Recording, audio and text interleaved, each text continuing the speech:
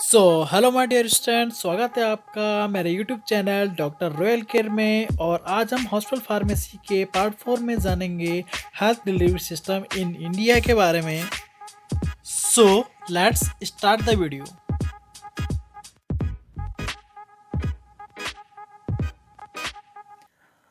So hello my dear students, today we will discuss about health delivery system. और आज की video थोड़ा long होने वाली है और आप एंड तक सारी वीडियो को ध्यान से देखिएगा। और हेल्थ डिलीवरी सिस्टम शुरू करने से पहले मैं आपको बताऊंगा levels of health care system. इसके बाद इसको समझने के बाद आपको हेल्थ डिलीवरी सिस्टम समझ में आएगा। और नॉर्मली मैं आपको बताना चाहूँगा कि हेल्थ डिलीवरी सिस्टम क्या होता है। तो हेल्थ डिलीवरी सिस्टम का मतलब होता है कि हमारे देश में यानी इंडिया में केंद्र सरकार के द्वारा या राज्य सरकार के द्वारा या जो है डिस्ट्रिक्ट के द्वारा, जनपद के द्वारा किस प्रकार जो है स्वास्थ्य की सुविधाएं जो है डिलीवर की जाती हैं और किस प्रकार जो है जो स्वास्थ्य से संबंधित जितने भी जो है प्रोग्राम ऑर्गेनाइज करवाए जाते हैं वो कैसे करवाए जाते हैं, क्या उसकी प्रोसेस होती है और कैसे जो है हेल्थ जो सिस्टम है उसको जो है डिलीवर किया जाता है। ओके, सो शुरू करते हैं। Level of health care system. तो सबसे पहले हम पढ़ेंगे level of health care system. ये 3 प्रकार का होता है। So there is 3 kinds of level in health care system. The first one is primary level. Primary level में क्या होता है कि यह पहला लेवल होता है, ठीक है। यह जो फर्स्ट लेवल होता है जब पॉपुलेशन और हेल्थ केयर सिस्टम का आपस में कांटेक्ट होता है।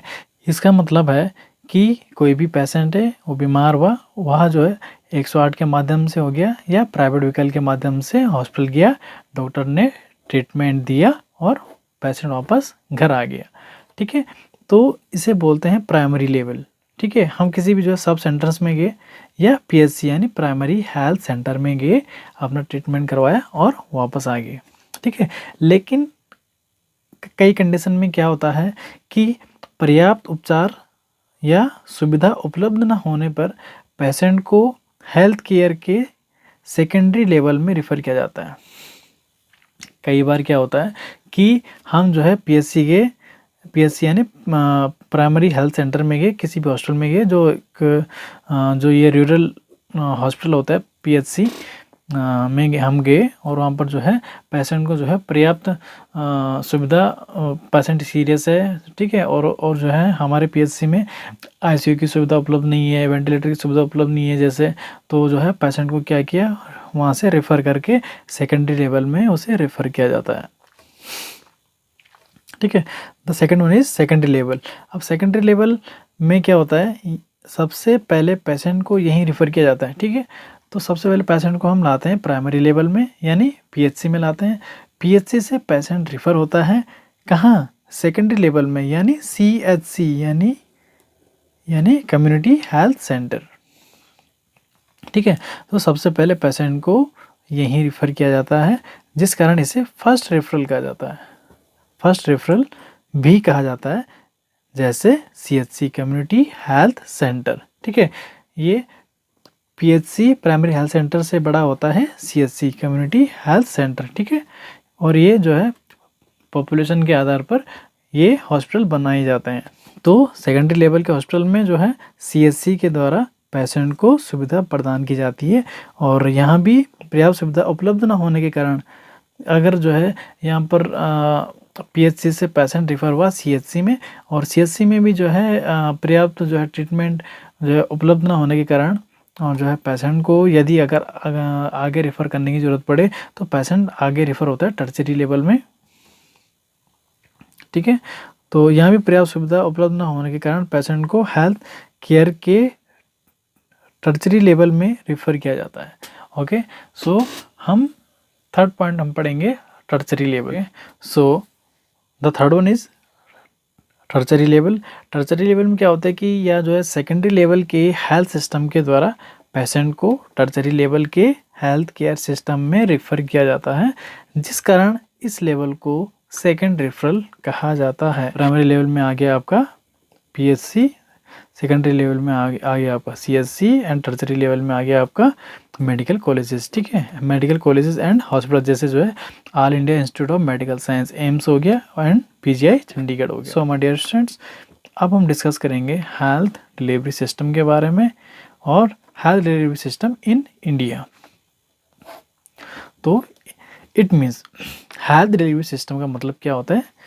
इट मीन्स पेशेंट को अथवा केंद्र सरकार अथवा राज्य सरकार के माध्यम से कैसे हेल्थ सिस्टम कार्य करता है, ठीक है, केंद्र सरकार अथवा राज्य सरकार के माध्यम से कैसे हेल्थ सिस्टम कार्य करता है, कौन कौन इसके एडमिनिस्ट्रेटर होते हैं व कैसे पॉपुलेशन तक स्वास्थ्य सुविधाएं उपलब्ध करवाई जाती हैं।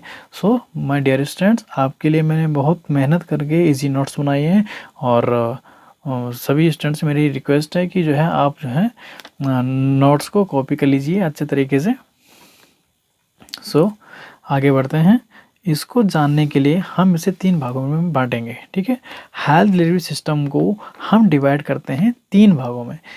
The first one is central level, central level यानी केंद्रीय स्तर पर, ठीक है, और स्टेट लेवल यानी राज्य स्तर पर, और and the third one is district level, district level यानी जनपद स्तर पर। ओके, सो हम डिस्कस करेंगे सेंट्रल लेवल की। सेंट्रल लेवल,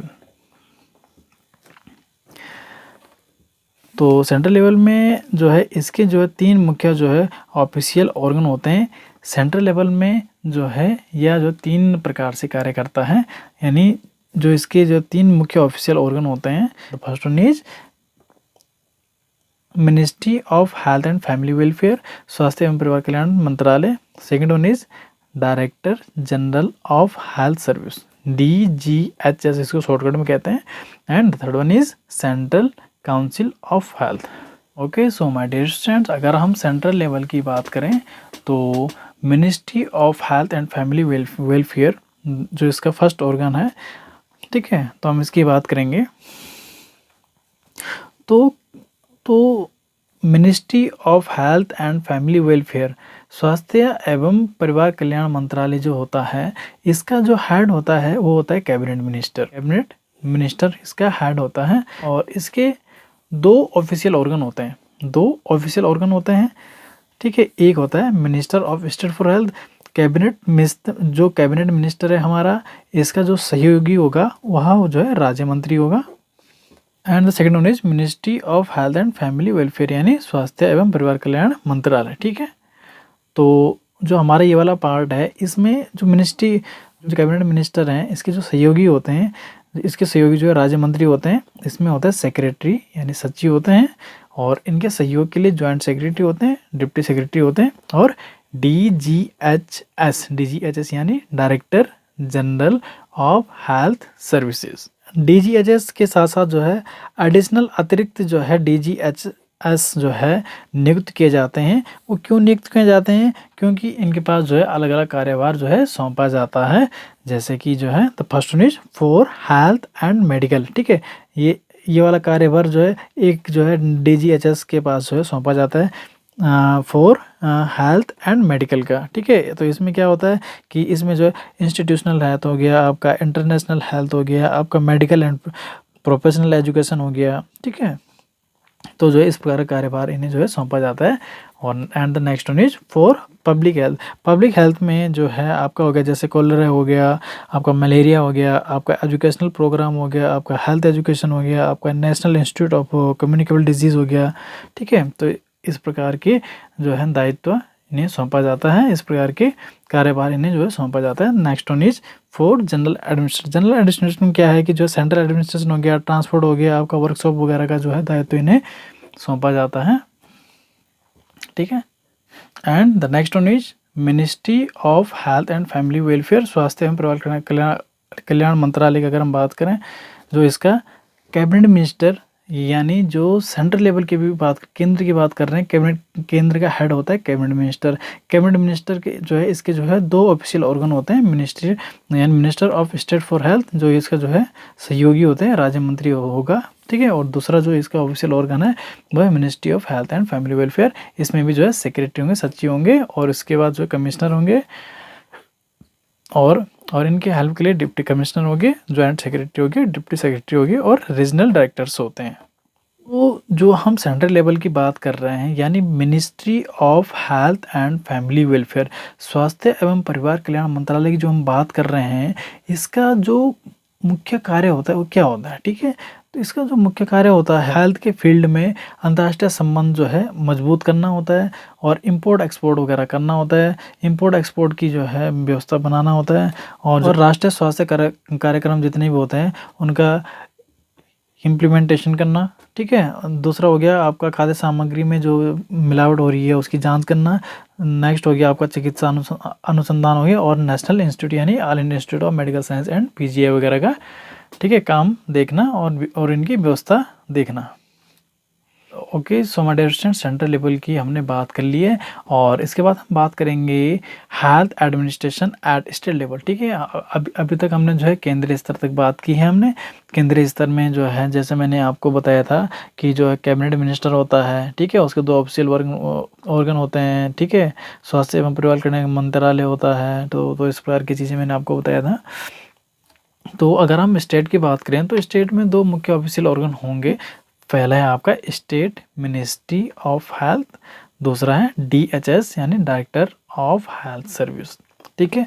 तो हम पहले बात करेंगे state ministry of health. Ministry of health, तो इसका जो हेड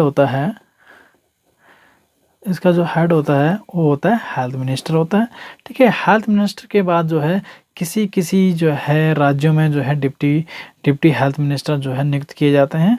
ये जो है सभी राज्यों में नहीं होते हैं। फिर उसके बाद जो है हेल्थ सेक्रेटरी होते हैं और इसकी सहायता के लिए डिप्टी सेक्रेटरी नियुक्त किए जाते हैं, ठीक है। और जो ये वाला पार्ट मैंने सेपरेट कर रखा है, ये वाला पार्ट है इसका DHS। इसको आप चाहे इसमें जोड़ो या मैंने सेपरेट में यहाँ से आपके लिए या तो मैंने यहाँ से सुविधा के लिए यहाँ पर आपके लिए नोट्स बनाए हैं, ठीक है। तो अगर हम यहाँ इसकी बात करें तो हेल्थ सेक्रेटरी के बाद डिप्टी सेक्रेटरी होता है, डिप्टी सेक्रेटरी के बाद जो है डायरेक्टर ऑफ हेल्थ सर्विसेज होता है और इसके बाद होता है deputy director of health service, ठीक है। और यदि अगर हम इस वाले पार्ट को अगर हम जो है सेपरेट करते हैं तो DHS यानी जो सेकंड वाला पार्ट है मैंने लिखा है ऊपर डायरेक्टर ऑफ हेल्थ सर्विस, ठीक है। डायरेक्टर ऑफ हेल्थ सर्विस की बात करें तो इसका जो हेड होता है वो होता है डायरेक्टर होता है हेल्थ एंड फैमिली वेलफेयर का, ठीक है। और इसके बाद होता है डिप्टी डायरेक्टर होता है जो डायरेक्टर की हेल्प के लिए जो है डिप्टी डायरेक्टर जो है नियुक्त किए जाते हैं ताकि जो है डायरेक्टर का जो वर्कलोड है वो कम हो जाए। और इसके बाद जो है जो अपॉइंट किया जाता है वो होता है असिस्टेंट डायरेक्टर को और इसके बाद एडमिनिस्ट्रेटिव स्टाफ, ठीक है। और अगर हम एडमिनिस्ट्रेटिव स्टाफ की बात करें तो इसमें जो है नर्सिंग हो गया, आपका फैमिली वेलफेयर हो गया, आपका न्यूट्रिशन के लिए हो गया, आपका स्कूल हेल्थ के लिए हो गया, आपका मेडिकल एजुकेशन के लिए हो गया, आपका प्राइमरी हेल्थ सेंटर के लिए हो गया, ठीक है। तो इस प्रकार के एडमिनिस्ट्रेटिव स्टाफ जो है अपॉइंट किए जाते हैं। अगर हम इसकी प्रोग्राम इम्प्लीमेंट की बात करें तो जो प्रोग्राम का जो इम्प्लीमेंट करता है वो जो है डायरेक्टर करता है और मेडिकल एजुकेशन हेल्थ सर्विस वगैरह भी जो है डायरेक्टर वगैरह देखता है, ठीक है। Okay, so my dear students, central level पढ़ने के बाद हमने पढ़ा स्टेट लेवल के बारे में और स्टेट लेवल के बाद अब हम पढ़ेंगे delivery system at district level, ठीक है। तो जो हेल्थ डिलीवरी सिस्टम है और डिस्ट्रिक्ट लेवल पे हम पढ़ेंगे। तो अभी तक जैसे हमने पढ़ा कि जो इससे ऊपरी स्तर पर क्या होता है जो है policy making and decision making का कार्य होता है। जैसे कि आप देख रहे थे जो केंद्र सरकार है और राज्य सरकार है वो क्या कर रही थी, वो जो है पॉलिसी मेकिंग और डिसीजन मेकिंग का कार्य कर रही थी। लेकिन जो मोस्टली जो हेल्थ सर्विस की जो डिलीवरी की जाती है वो डिस्ट्रिक्ट लेवल पर की जाती है मुख्यतः। और डिस्ट्रिक्ट और जो जैसे कि आपको पता है कि डिस्ट्रिक्ट का हेड जो होता है वो कलेक्टर होता है, DM होता है, ठीक है। और इसको हम डिवाइड करेंगे 6 पार्ट में। The first one is subdivision, tehsil और तालुका में एंड ब्लॉक में एंड म्यूनिसिपैलिटीज़ में एंड विलेजेस में एंड पंचायत में। तो इसमें क्या होता है कि जो है PHC के द्वारा और CHC के द्वारा और हॉस्पिटल में जो उपलब्ध जो ANM होती हैं, एक्जुलरी नर्सिंग मिडवाइफरी होती हैं, उनके द्वारा हो गया, आंगनवाड़ी वर्कर के द्वारा जो है पोषण का कार्य देखा जाता है, आपको स्वास्थ्य का कार्य जो है देखा जाता है। ठीक है, तो अगर हम डिस्ट्रिक्ट की बात करें तो डिस्ट्रिक्ट का जो है, जो हेल्थ डिलीवरी सिस्टम में जो इसका हेड होता है वो होता है चीफ मेडिकल ऑफिसर, यानी CMO होता है, चीफ मेडिकल ऑफिसर CMO होता है। इसके बाद जो है डिप्टी CMO हो गया आपका, फिर इसके बाद जो है मेडिकल ऑफिसर इंचार्ज हो गया, and the next one is rural health worker. ठीक है, जैसे कि इससे पहले मैंने आपको बताया था कि जो है स्वास्थ्य के कार्यों को जो है बढ़ावा देने के लिए, उसका प्रचार प्रसार करने के लिए, और जो है ग्रामीण स्तर तक जो है हर परिवार तक जो है स्वास्थ्य सुविधाएं जो है पहुंचाने के लिए जो एक कार्य होता है, वो उसमें जो है ANM की और ICDS यानी आंगनबाड़ी जो वर्कर हैं उनका जो है बहुत जो है महत्वपूर्ण उनकी भागीदारी होती है। और थैंक्स फॉर वाचिंग। और मैंने बहुत मेहनत करके जो है आपके लिए अच्छे नोट्स बनाए हैं, अच्छे और इजी नोट्स बनाए हैं, और I request all of you कि जो है आप अच्छे तरीके से नोट्स बनाते रहिए। So thanks.